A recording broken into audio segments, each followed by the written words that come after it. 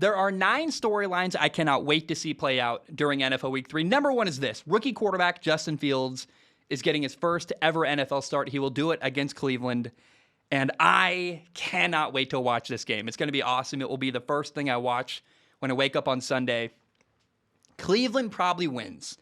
However, I think Justin Fields gives Chicago a more competitive opportunity against a good team like Cleveland, who's got a great pass rush and can get after the quarterback.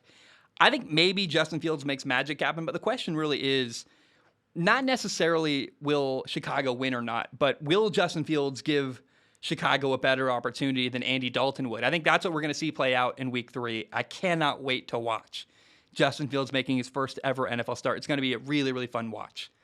Number 2, Buccaneers at Rams. 2 great teams. Honestly, I'm shocked that it's not the Sunday Night Football game this week. I believe this could be a preview of the NFC title game. Got Brady versus Stafford. Should be really fun. A great matchup. 2 good coaches, 2 good rosters. I really think this could be the game we see in January to get into the Super Bowl. And keep your eye on this game. I think it's a really, really good matchup. Number 3, Saints at Patriots. I think New England probably wins this football game. But here's the story.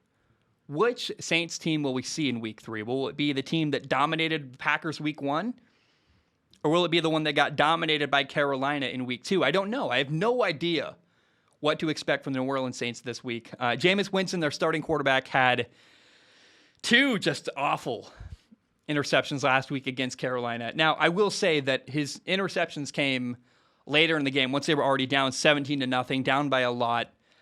He did not create Carolina's big lead. He actually was trying to overcome that and make big plays. That's why he was forcing throws into coverage, making terrible decisions. But I don't know, man. I really don't know what to expect from New Orleans this week. It's not that crazy to think that your team will take on the personality of your starting quarterback. It seems like New Orleans definitely has. And because of that, I just have no idea what to expect from their football team. Now, number 4, Monday Night Football is going to be fantastic. It's the Eagles at the Cowboys. We get to watch Dak Prescott do his thing, one of the best quarterbacks in the NFL.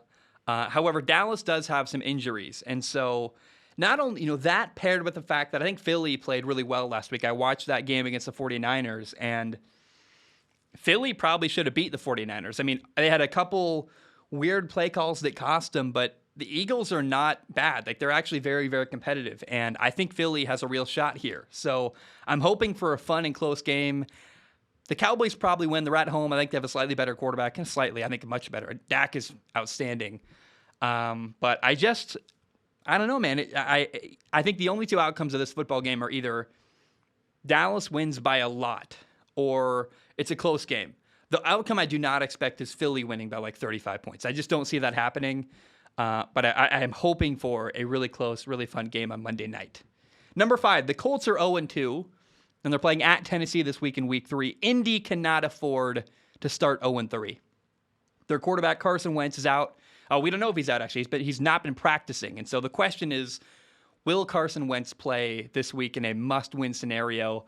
I thought it was pretty weird he didn't play at the end of last week's game in a key moment with a drive where they could have won the game or tied the game up. And so based on that, I wonder, is Carson Wentz the kind of guy who's going to play in a must-win situation? I just don't know. He seems like the kind of guy who, if he's not sure if he's good, he's going to sit out and wait. So I don't know. Will the Colts start 0-3? That's the storyline here. And will Carson Wentz play? I have no idea. I hope he does, but a quarterback that has a question of injuries already doesn't seem like a good move for him to sit out and not play. If he's capable of playing, all he will do is reinforce a lot of people's doubts about him. But I don't know. I personally hope for the Colts' sake that their starting quarterback will play this week at Tennessee. Number 6, Chargers at Kansas City. This should be an outstanding game. It is a big AFC West battle. Justin Herbert against Patrick Mahomes. And I got to say, it's hard to imagine Kansas City losing 2 games in a row, but it still could happen. And so it should be a great matchup. Chargers at Kansas City, going to be a really fun game in Week 3.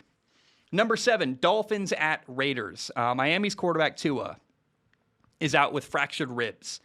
And it really sucks he won't play because people don't realize, Vegas is considered Hawaii's 9th island. And so there's going to be a lot of Tua fans in the stands this week, whether they're rooting for Miami or the Raiders. And so I'm pretty sad that Tua's not going to play. Here's the story, though. The Raiders have an opportunity now to start 3-0 this year, and that's a big deal. I'm very excited for the Raiders, so keep your eye on that. Will the Raiders start 3-0? That is the story from this football game. Number 8, Seahawks at Vikings. This feels like a really good matchup.